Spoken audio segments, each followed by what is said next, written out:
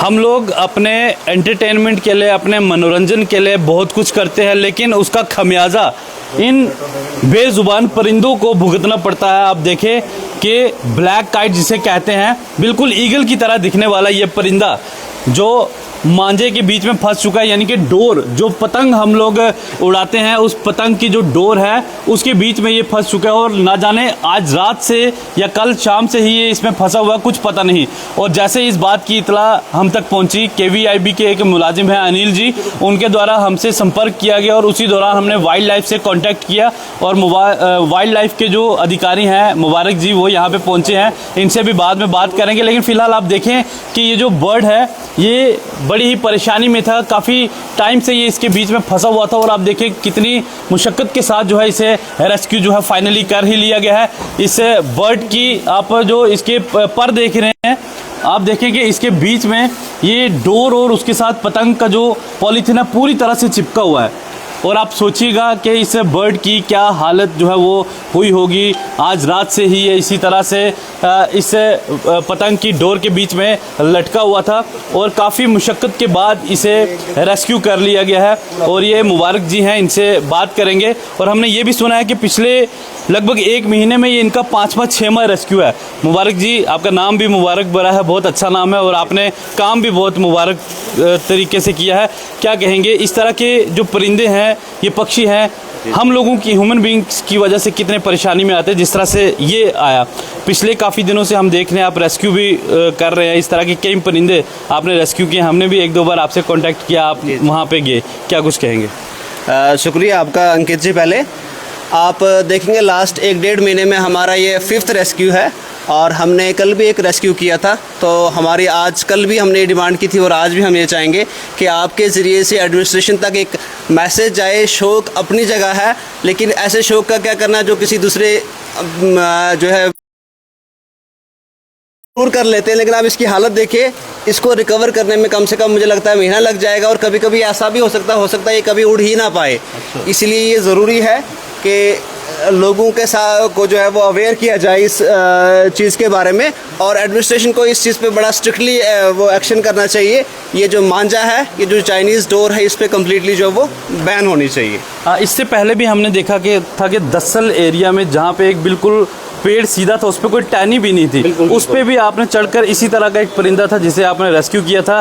कितने एफर्ट्स लगाने पड़े, आप भी वहाँ पहुँचे, SDRF की टीम भी वहाँ पे पहुँची, एक जॉइंटली आपका रेस्क्यू ऑपरेशन वहाँ पे लॉन्च किया गया था। आप खुद देखेंगे कि वो 2 दिन उस ऑपरेशन को लगे, वो बहुत ही टफेस्ट ऑपरेशन था। उसमें SDRF ने हमें बहुत ज़्यादा कोऑपरेट किया, और 5 या 6 घंटे उस ऑपरेशन में लगे, और मुझे लगता है उस परिंदे को भी कम से कम 10 से 15 दिन लगे। उसके बाद रिकवर होने के बाद वो इस कंडीशन में हुआ कि वो उड़ने की। इसलिए ये आया दिन ये जो इंसिडेंसेस है अब आहिस्ता आहिस्ता वो बढ़ रहे हैं।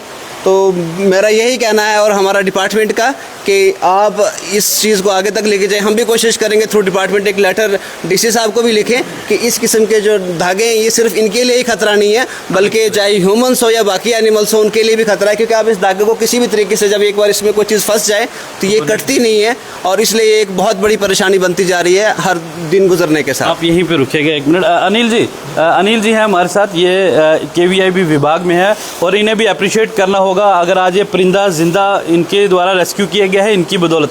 इन्होंने हमसे कांटेक्ट किया और हमने वाइल्ड लाइफ विभाग को जो है कांटेक्ट किया, और ये यहाँ पे पहुँचे। ये आपने कितने बजे देखा इस परिंदे? सर इसको देखा मैंने 8:30 बजे। 8:30? हाँ, सुबह में जल्दी आ गया, हमने सोचा काम बहुत है जल्दी चलते हैं। जैसे ही मैंने देखा तो फिर मीडिया आपको मैंने फ़ोन किया, मैंने कहा वही है जो इसका हल निकालेंगे। कल तो छुट्टी थी ना, कल तो मेरे ख्याल से यहाँ पे कल का फंसा है, परसों का फंसा है, मैंने सुबह देखा है। अच्छा, चलिए ठीक है, आपका भी धन्यवाद।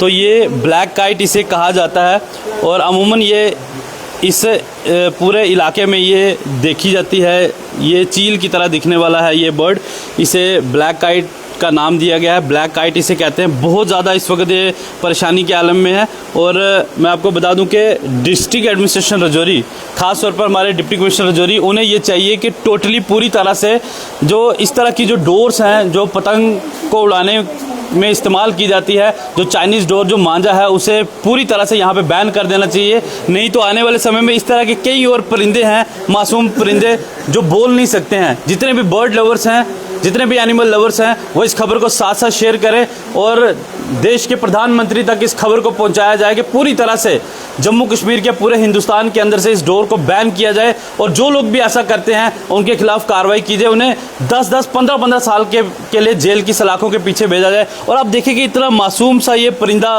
रब ने इसको बनाया है और आप देखें कि इसकी हालत अभी क्या हो चुकी है। इन्होंने अपनी तरफ से रेस्क्यू तो किया है लेकिन अभी इसका कोई मालूम नहीं कि क्या ये दोबारा उड़ पाएगा या नहीं, इस चीज़ की कोई गारंटी नहीं है। उम्मीद करेंगे कि ये इसका अच्छे से ट्रीटमेंट करेंगे, इसे फर्स्ट एड देने के बाद इसे वापस जो है इसकी उड़ान भरने में इसकी पूरी मदद की जाएगी। खबर को साथ साथ शेयर कीजिएगा और अपनी राय भी कमेंट बॉक्स में ज़रूर रखिएगा। और उसके साथ साथ वाइल्ड लाइफ वाले ये जो पूरा विभाग है इन्हें आप सब लोगों ने सैल्यूट करना है। ये वो काम कर रहे हैं जो इंसानियत को ज़िंदा रखती है। कुछ इंसान, कुछ ह्यूमन बींग अपने मुफाद के लिए, एंटरटेनमेंट के लिए, कुछ समय के लिए इस तरह के काम करते हैं लेकिन उसका खमियाजा इस तरह के जो बर्ड्स हैं उन्हें भुगतना पड़ता है। शुक्रिया, खबर को शेयर कीजिएगा।